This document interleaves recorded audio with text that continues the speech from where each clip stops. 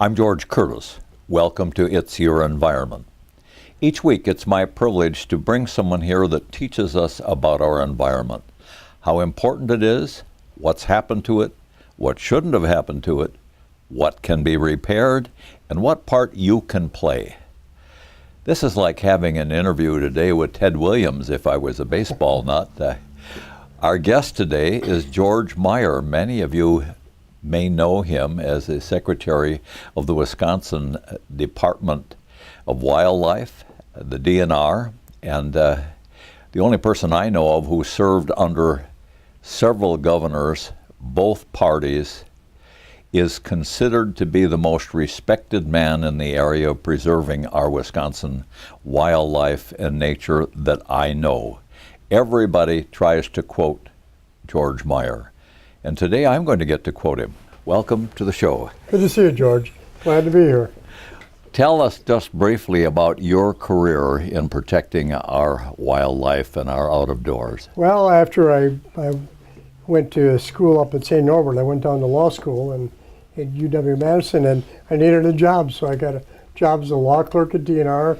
Never thought it was a career, but after a couple of years, the Clean Water Act got passed by Congress, and money came to the state to hire people, biologists and lawyers and whatever, to implement the new Clean Water Act. So I got a job there, worked as a lawyer for a while, headed up the enforcement division, state conservation wardens and environmental staff, and then eventually got appointed by the Natural Resources Board to be secretary, and then became a cabinet position. I got reappointed by Governor Thompson twice after that. So how many years did you spend running the DNR? 8 years as secretary. I worked there 32 years. And after that, you didn't go home and put your feet up and throw logs in the fire. What was next? Conservation gets in your blood, as you know. And I taught at Lawrence University for a couple of years as a visiting professor, and then hired on with the Wisconsin Wildlife Federation. Now, the Federation is made up of sports clubs throughout the state, over 200 hunting, fishing, trapping groups, some forestry-related groups that are dedicated to conservation education, but also advocating for good, sound conservation policies, whether it's in Washington or in Madison, Wisconsin. Well, now there's a federal federation as well. What's the connection? We are part of the National Wildlife Federation. We're their state affiliate. We serve on their board of directors. Okay. What do you do specifically in your job? Well, my job, we only have 2 employees, 200 clubs and 2 employees. But I do some membership things, obviously, but I do a lot of the advocacy work and working with the Department of Natural Resources on policy issues, Natural Resources Board, state legislature, Wisconsin congressional delegation. And I do a lot of going out and talking to people about issues. I'm sort of the front person, if you will, and we have our volunteers do a great job of do the fundraising, and we got an excellent business manager that sort of takes the finances. So we spread things out a little bit. How do people become members, and what does their membership support? Well, you can go to our website. We'll show it on the screen. Yes. Ron will take care of that for us. Yeah, so we are a 501c3 charitable organization. You can join. It's a tax deductible. And the money goes we have a lot of educational programs, a lot of youth outdoor skills programs, and obviously to keep the lights on. We're a low budget operation. We're very lean but effective in what we do. We're going to break this down in different subjects, but just give the people an overview. What are the primary issues confronting someone like you who's fighting for our outdoors right now? Well, right now there's some, the legislature's back in session, and there's issues like the Knowles Nelson Stewardship Fund is going to expire. That's an important land acquisition program, so we're working on that issue. Chronic wasting disease, major issue affecting Wisconsin's very valuable deer herd in the state, and we're working on that issue. And then the issue of water quality. And not just lakes and streams, there's tremendous issues affecting groundwater and people's drinking water in this state. Other issues, the wolf population and the federal delisting of the wolf would be another one we're working on. Those are all interesting and challenging things. Let's take our first break, and when we come back, we'll start talking about the Knowles Nelson Stewardship Fund. Very good. We'll be right back.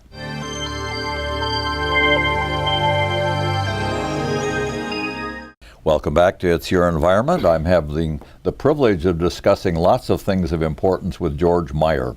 George Meyer is probably the most respected and maybe the most quoted with recent controversies of anybody who is looking out for our environment. And in this political time, you're one of the people who is just ignoring the politics, and you're just looking for the environment, and it speaks volumes. Your career with the DNR speaks volumes, and then the fact that you were Secretary of the DNR under both Republicans and Democrats. You've managed to shield the politics out of your sight and call them the way you saw them, with the interest of the public and the interest of the environment, and you're still doing it. I still enjoy it very much, and I work for a wonderful organization, Wisconsin Wildlife Federation, and we sort of look at it. We're not involved in any electoral politics. We don't get involved in that part of it. And we look for who's got the best ideas and what the best ideas are, and we don't care if they have a R or D behind their name. We look what is best for conservation and the citizens of the state to use our public lands and fish and wildlife.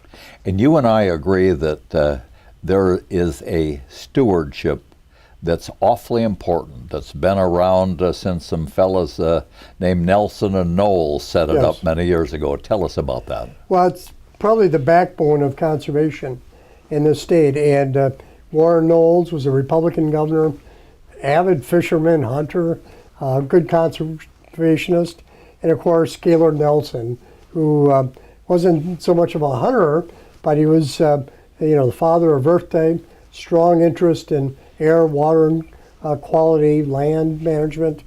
And there was a decision made. There was we needed some recreational land in the state with our population growing, and a lot of places at that time for individuals to go out and hunt, fish, trap, but also do things like hike and wildlife watching, things of that nature. So the Knowles Nelson Stewardship Fund was created, and it's funded through state bonds, and the purpose is to acquire public lands. And the idea of bonding is these are going to be permanent public property, so it's a long-term financing for that as opposed to annual funds. And it's used for a broad array of public lands. State forests, for instance, the Kelm Moraine State Forest are lands acquired. Nicolet, not the Nicolet, but the Northern and American Legion State Forest, but also our fishery areas throughout the state, stream banks for public access for fishermen and shore fishermen to go, whether you're a trout fisherman or a bluegill fisherman, to get access to shorelines and catch fish. Habitat to protect fisheries. State wildlife areas are largely funded now through the fund. So whether you're upland bird hunter or a bird watcher or duck hunter, those are the lands that are acquired through the stewardship fund. But it's not all just state land. In fact, over the last few years, it's been sort of transferred a lot to local units of government and land trusts to buy locally important lands that are critically important to get youth outdoors and closer to urban areas so that there can be education programs focused on the outdoors. So it's been a very successful program. It started in 1990. It's been 10 years for a 10-year program. Then reauthorized in 2000, 2010. And we're at 2019 right now, which means it ends in 2020. And so conservation groups and municipalities and land trust are trying to work with the legislature and the governor to get extended for another 10 years. And the governor has called for temporary reauthorization, but also to form sort of a blue ribbon task force to look at it and see what's changed and how it should be modified for the next 10 years.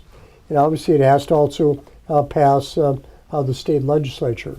One of the issues is always fiscal, because bonding money is not free. It pales in comparison to highway bonding or state buildings and things of that nature.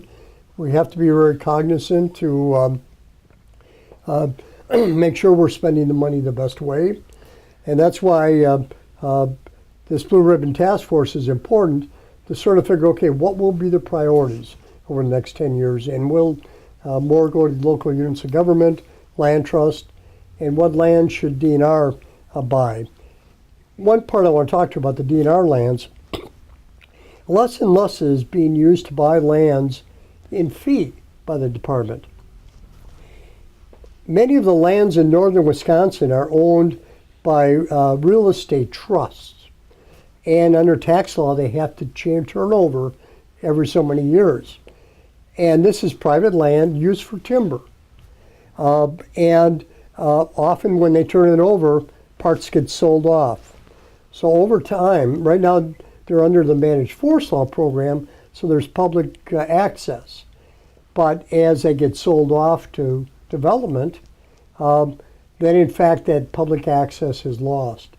So one thing the program has been used for under what's called the Forest Legacy Program is when those lands come up, for the DNR to buy easements on those lands.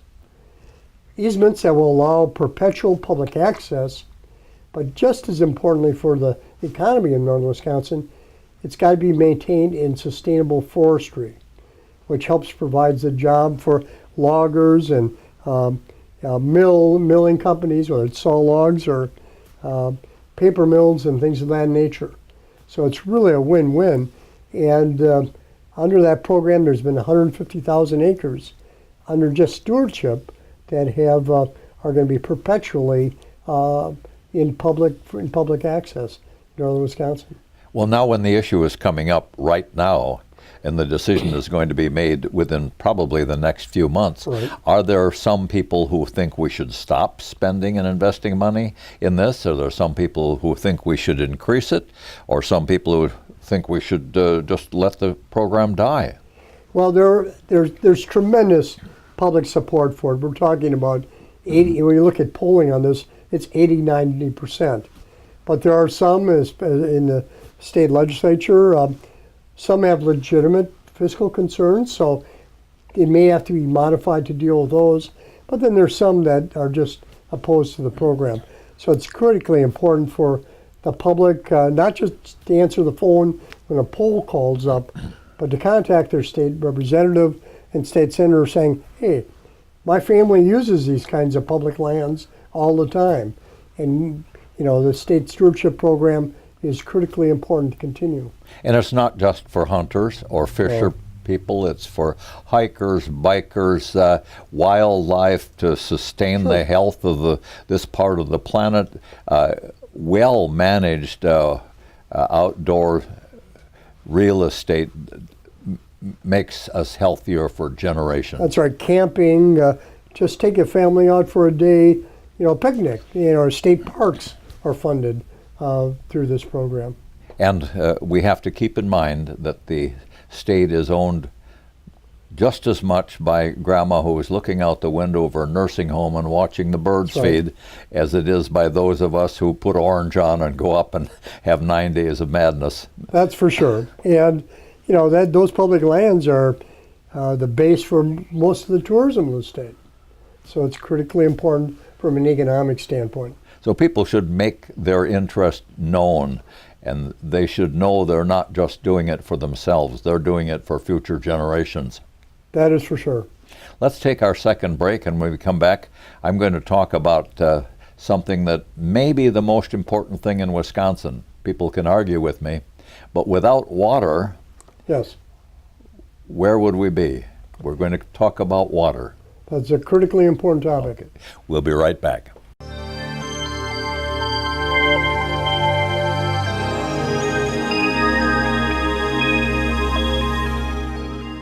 Welcome back to my conversation with George Meyer, the Executive Director of the Wisconsin Wildlife Federation, and we want to talk about water next. Why do we care? Well, it's pretty fundamental. We're largely made up of water, and we critically depend on water. And it's something that we spend a lot of time working on. Well, and Wisconsin got more than its share, didn't it? We do. I mean, the precipitation events we've had over the last few years, we probably had too much at certain times. A lot of the issues today are about water quality, though. And let me just go back.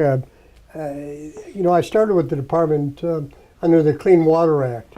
And had some federal funding and started out as a lawyer. And the first, that was in '72 when I got that job. And the first 10 to 15 years, we really focused on what was being put into the water through municipalities and industries. The waterways in the state were grossly polluted back in those days. Fox River, there weren't any game fish. The Wisconsin River, there were walleyes, but you couldn't eat them, and if you fried them, you could smell the sulfur. And so a lot of money was put into it. There was obviously a regulatory component, and but the municipalities, industries, whether it's paper mills or creameries, put on treatment, and in fact have done a great job of cleaning up their component of the water. In terms of our surface water, lakes and streams, the main pollutants these days are phosphorus and nitrate. A lot of it coming off the land, some from urban areas, but a lot of it just because of the nature of our state comes off a runoff from agricultural areas. And that has, while we have made great strides on the water quality from municipalities and industries, we're actually regressing in terms of runoff from off the land. And water quality is actually getting worse again. More eutrophic, that's a fancy word for more nutrients getting in the water, therefore weeds and algae and whatever. So there's more of a buildup on that. But the area that is probably getting to almost a near crisis situation is drinking water. The same pollutants in many areas of the state get down into our groundwater. And we have many of our households, I think 800,000 households in the state have private wells in rural areas and suburbs and whatever. And in those areas where there's, if you're in a clay area, Outagamie, Winnebago County, Calumet, where I came from, where you got, scores of feet of clay, you don't have to worry about this issue quite so much. But there's a lot of areas with sand or limestone where you have crevices getting down directly into groundwater. There's major pollution taking place. And it's in various parts of the state. Kewaunee County, a third of the wells do not meet drinking water standards because of bacteria coming largely from animals, some from septics, but the testing shows it's mainly cattle and whatever. There are some townships that 50% of the wells do not meet drinking water standards. Now, put in perspective, think if you're trying to sell your house and the buyer wants to know whether they can drink the water from the well, what impact that has on the sale. Over in La Crosse County, the other part of the state, the I think it's 38% of the wells tested there have nitrates in them above standards. In other words, nitrates come from fertilizers and also from manure and whatever. And so they're over the standards. Recent tests down in the southern part of the state, right on the border, Grant, Lafayette, and Iowa County, the local counties did testing, and 42% of the wells tested. There were 300 wells tested random throughout the county. 42% were over the limit for nitrates. Now, nitrates affect, if you have a baby, the first 6-8 months, it's really dangerous to having a youth. And think about baby formula and things of that. So it's always been known nitrates impact youth. But now the tests are showing it affects cancer and also heart conditions. Over in the Central Sands area, Stevens Point, very sand, that's where they a lot of potatoes and vegetables, and the water just goes right down. Whatever it's put in the land ends up in the groundwater. Once again, for 20 years, there's been extremely high nitrates in the state. We also have problems, and this is an urban problem, lead lines in old parts of cities. There's 81 water plants in the state, utilities, and mainly cities, that have lead lines. Partially, part of them are part of the landowner's lead line, water line, and other part are part of the utilities, that have high levels of lead, which is in the drinking water and affects youth and their development of their capacity to think and learn. Lead has that impact on humans. In fact, there's communities in the state that have higher content of lead than Flint, Michigan, which has made national news. Now, the legislature, in terms of lead, and Governor Walker at the time, a couple of years ago, put some legislation in place to allow water utilities to give out low income, or not low income, but low interest loans to landowners to change their pipes, and the utility would change theirs. Governor Evers, in his budget, has put a lot of money into that program also. Governor Evers, I think, is putting $70 million into drinking water, some of it to replace some of these rural wells that have nitrates and bacteria in them, but also money for these lead programs. And the trouble with groundwater, if you have a polluted stream, because it's a flowing area, generally you can get it clean. If you stop the pollutants and you still have some of the sediments, but the water cleans up pretty well. Lakes that don't have flowing water take longer to clean up. But you get into the groundwater, in some cases it's impossible or at best difficult to clean up the pollutants. And it's going to be there, for a long, long time, if not forever. And one of the answers, people say, well, put in a deeper well. Well, a lot of the hydrogeologists say, well, depending on the rocks and the type of soils you have, you may not be able to go far enough down to avoid the aquifer being contaminated. So that's something we really need to get a handle on. And the key thing is to clean up what we're putting on the land, because in many places, that's what's going to be in our water.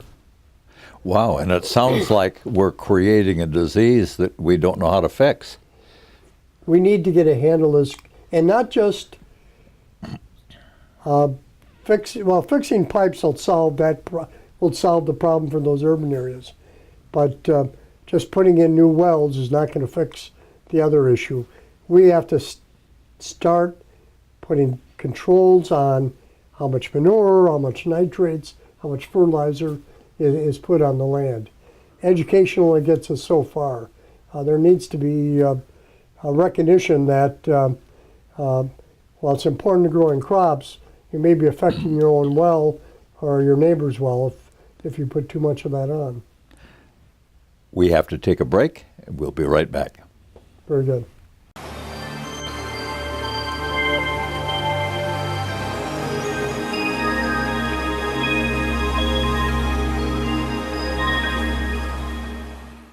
We're pretty lucky here in Wisconsin, after all. We have over 15,000 lakes, 100,000 miles of rivers. We have frontage on the 2 Great Lakes. We have more public land than any other state but Alaska. No sweat, we've got it good, right?